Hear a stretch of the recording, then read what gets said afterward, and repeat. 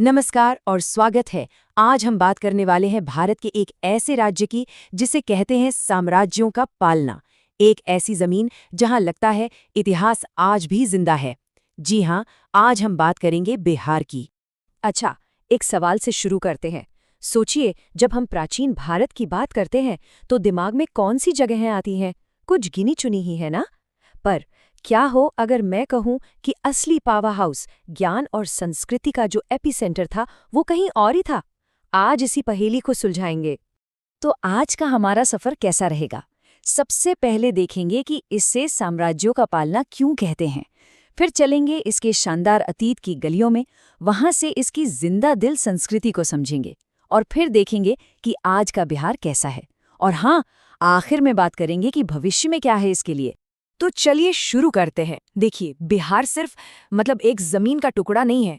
ये वो स्टेज है जहां भारत की कहानी के कुछ सबसे शुरुआती और सबसे जरूरी चैप्टर्स लिखे गए।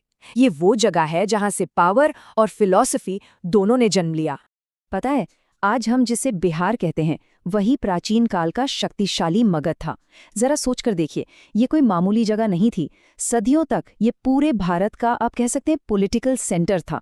यहीं से मौर्य और गुप्त जैसे बड़े बड़े साम्राज्यों ने पूरे सब कॉन्टिनेंट पर राज किया। और बात सिर्फ साम्राज्यों तक ही सीमित नहीं है। इसी मिट्टी ने दुनिया को दो बहुत बड़े धर्म दिए, बौद्ध धर्म और जैन धर्म। हाँ, दोनों की जड़ें यहीं बिहार में हैं। सोचिए, यहाँ से निकली सोच ने पूरी दुनिया के फलसफे को एक नई राह दिखाई। तो चलिए अब टाइमलाइन पर थोड़ा आगे बढ़ते हैं। देखते हैं कि यहाँ का इतिहास कैसे एक एक करके, लेयर बाय लेयर हमारे सामने आता है, उन डायनेस्टीज के जरिए जिन्होंने इसे बनाया। ये टाइमलाइन देखिए, ये खुद बिहार की शानदार कहानी कहती है। 6वीं शताब्दी ईसा पूर्व में मगध का उदय होता है। फिर 322 ईसा पूर्व में आते हैं चंद्रगुप्त मौर्य और उनका विशाल साम्राज्य। फिर आता है गुप्तों का गोल्डन एज, और उसके बाद पाल वंश, जिन्होंने बौद्ध धर्म को बहुत बढ़ावा दिया।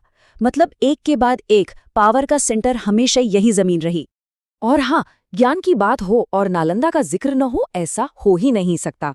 ये सिर्फ एक यूनिवर्सिटी नहीं थी, ये तो नॉलेज का एक ऐसा लाइट हाउस था जो 800 साल से भी ज्यादा तक पूरे एशिया से स्कॉलर्स को अपनी तरफ खींचता रहा। क्या शानदार एजुकेशनल हेरिटेज है बिहार का, है ना? चलिए, इतिहास की गलियों से निकलकर अब बिहार के आज के कल्चरल वाइब्स को महसूस करते हैं। बात करते हैं यहाँ की कला, यहाँ के त्योहारों और यहाँ के लोगों की। तो बिहारी कल्चर के पिलर्स क्या हैं? सबसे पहले तो मधुबनी पेंटिंग। इसकी जो ज्यामितीय कला है वो दुनिया भर में फेमस है। फिर है छठ पूजा, सूर्य देव को समर्पित एक बहुत बड़ा त्योहार। और हाँ, यहाँ की भाषाएं, भोजपुरी, मैथिली और जो लोक संगीत और डांस हैं, वो तो इसकी संस्कृति में एक अलग ही रंग भरते हैं। एक बिहारी कहावत है जो यहाँ के लोगों की सोच को बहुत अच्छे से बताती है। जो कमाएगा वो खाएगा, जो देखेगा वो भूखा रह जाएगा। सीधा सा हिसाब है, मेहनत करो और फल पाओ। ये दिखाता है कि यहाँ के लोग कर्म में कितना विश्वास रखते हैं। अच्छा, तो ये तो हुई इतिहास और संस्कृति की बात। अब आते हैं आज के बिहार पर। आज ये राज्य कैसा दिखता है? इसकी आज की सच्चाई क्या है?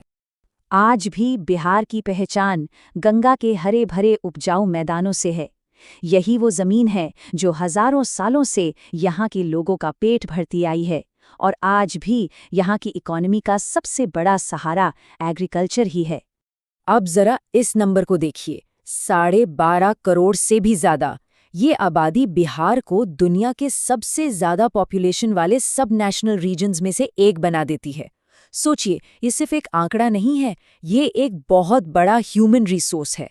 तो एक नज़र में बिहार को समझें तो यहाँ की इकोनॉमी मुख्य रूप से खेती पर चलती है। आबादी के हिसाब से ये भारत का तीसरा सबसे बड़ा राज्य है। और सबसे दिलचस्प बात, यहाँ भारत की सबसे युवा आबादी रहती है। और ये आप जानते हैं, एक दो-धारी तलवार की तरह है। एक तरफ जबरदस्त ह्यूमन पोटेंशियल है, तो दूसरी तरफ इन सभी युवाओं के लिए मौके बनाने का एक बहुत बड़ा चैलेंज भी। तो ये तब और अब की तुलना बिहार के पूरे सफर को दिखाती है। सोचिए, एक वक्त था जब ये पॉलिटिकल पावर और नॉलेज का ग्लोबल हब था, और आज ये मुख्य रूप से एक कृषि प्रधान इकोनॉमी है। जहां पहले दुनिया भर से स्कॉलर्स आते थे, आज वहां एक यंग, एनर्जेटिक और एम्बिशियस आबादी है जो अपनी तकदीर खुद लिखना चाहती है। तो अब हम आते हैं अपने आखिरी हिस्से पर। यहाँ हम बिहार के अतीत और आज को जोड़कर देखेंगे कि इसका भविष्य कैसा हो सकता है। तो कुल मिलाके कहानी क्या है? बिहार की कहानी एक शानदार अतीत और एक मुश्किल वर्तमान की कहानी है, लेकिन इसकी सबसे बड़ी ताकत, इसकी सबसे बड़ी संपत्ति हमेशा से इसके लोग रहे हैं।